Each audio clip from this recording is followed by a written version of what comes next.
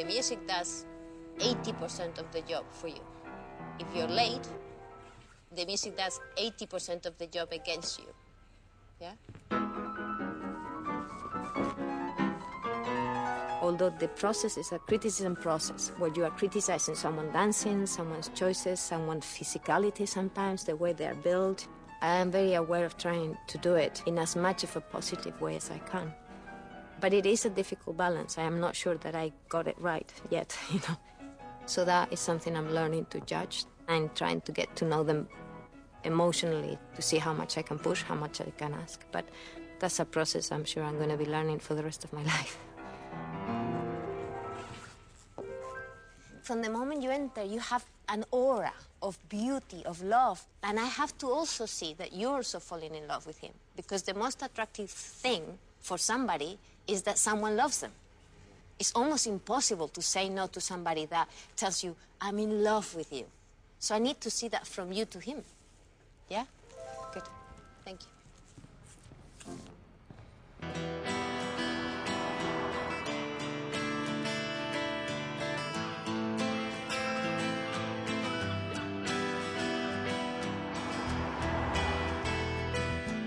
English National Ballet is the largest touring dance company in Britain, spending around a third of the year on the road.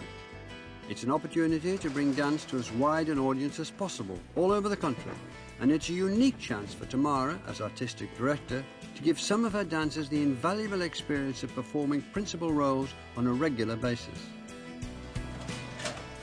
Touring is very much in the essence of what a ballet company ought to be. To bring ballet to people all over the country, to bring the art form to the audience. That's positive, not just for the development of the art form in terms of audience and reaching out and making more people interested in the art form, but it's also very important for the development of artists. And I think that's why I feel very lucky that I started my career as a principal dancer here, because I was able to do 10 Swan Lakes in 1 year, 6 Romeos and Juliets, 7 Sleeping Beauties. So I was able to have my first show full of fear, my second show still, you know, freaking out about a certain part. My third show started to feel confident about, actually, I can do this. My fourth show, starting to make decisions. My fifth show, starting to feel, you know, confident enough to play with the music, to show a different way, to take chances. And that's the only way you can develop dancers, is giving them opportunity to be on stage.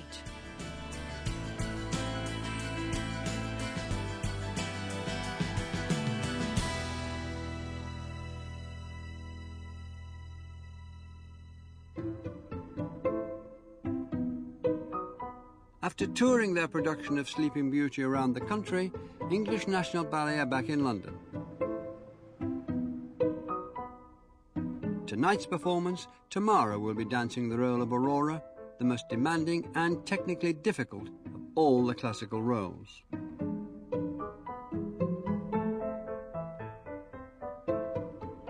While she's keen to take risks and explore new ground with the company's repertoire, Tamara recognises the significance of the classics for both the artists and the audience.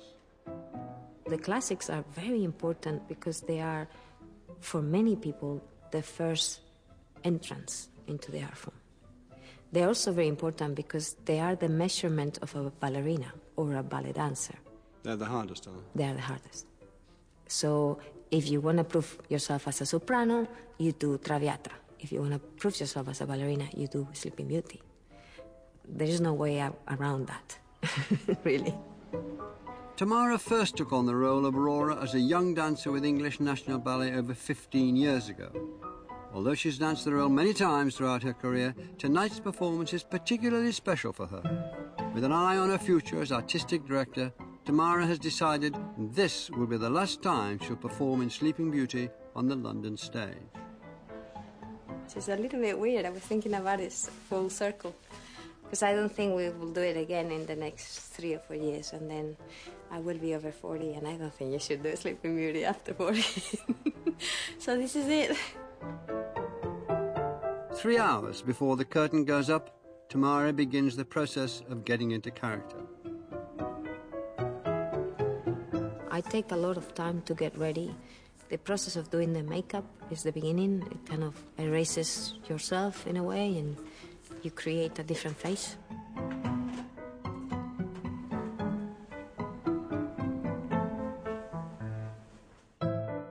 Despite having danced on stages all over the world, Tamara still feels the same way before a show.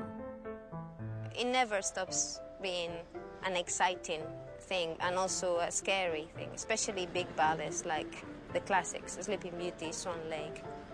You're waiting in the wings and you know you're about to do something that is technically hard and that you're not sure that you have it 100% every time.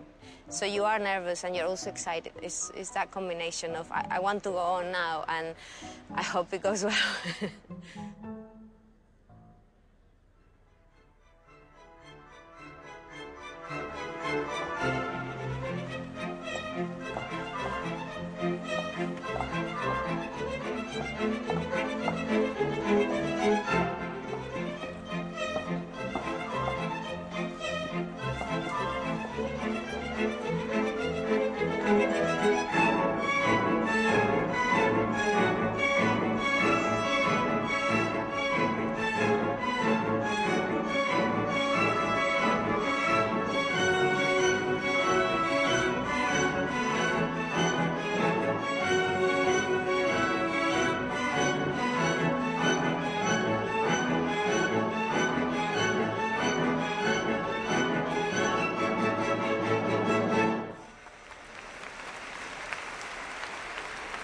Beauty is really like a 3-hour marathon.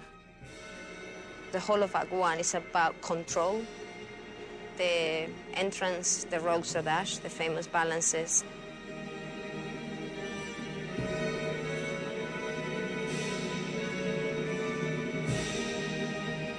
And then suddenly in the coda it's about release, it's about jumping. And it's quite hard to go from a muscle that's been in contraction for 40 minutes to suddenly a muscle that has to pump.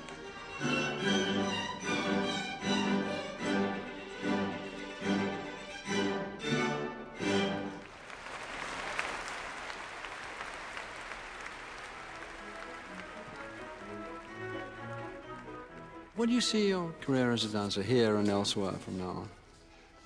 Well, I think now my place as a dancer is to hopefully be inspirational for the rest of the dancers and to set the standard of what I think we ought to aim towards as a ballet company, and just give myself time to develop the next generation of names within the company.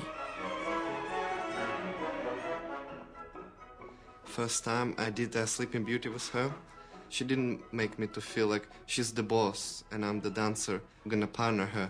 She made me to feel like I'm same like her, and she created this great atmosphere.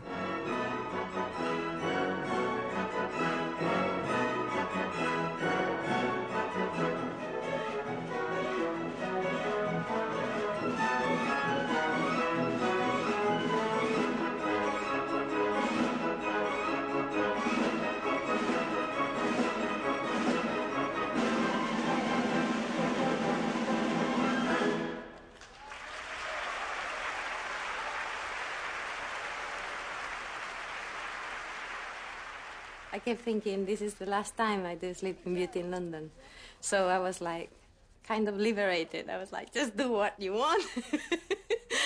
So I hold all the balances, I did all the pirouettes, you know, they always criticize me for doing too much, and I went, well, now I'm gonna show you. It's a little sad. It's just when I'm starting to be good at it that I stop doing it. It takes me 20 years almost to be any good at it.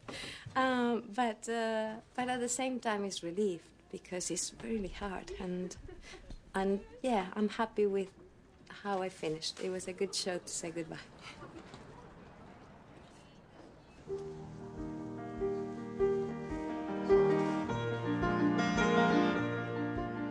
In her first few months as artistic director, Tamara Rojo has set out her intention to take English National Ballet in an exciting new direction, giving audiences and her artists the opportunity to experience a wide range of styles, from the timeless classics to contemporary and abstract dance. For Tamara, it's also about finding her own voice as she begins the transition into her new role. I'm not sure I have right now the complete picture yet of what being artistic director is. I'm only starting and I'm only learning. To a certain extent, it's much harder than I ever thought, much more time consuming. You know, I never thought, I'm quite a calm person. I can sleep at night, even if I have a premiere the next day. I cannot sleep now, it's impossible. It's just my head is constantly going, and so it's a lot more emotionally, I feel a lot more responsible. Before it was just about me, so you know, I made a mistake, it's my mistake. Now I cannot make a mistake because the consequences go to many people. So it's a lot more emotional investment, and it's a lot more exhausting emotionally, and I feel myself surprised by that to a certain extent, and I found and sometimes even overwhelmed about the dimension of the job. But also there are moments of absolute ecstasy and happiness and joy and pride, a lot of pride, when I see a really good show, when I see somebody that suddenly does something amazing, when I see them growing, and it's only the beginning. So it has really, it's just really intense. A lot more, it's like someone has put up the volume, you know, and everything is louder, for the good and for the bad, but it's a lot louder than it used to be, which is not bad. It's just, you know, I need to get used to this new volume of life.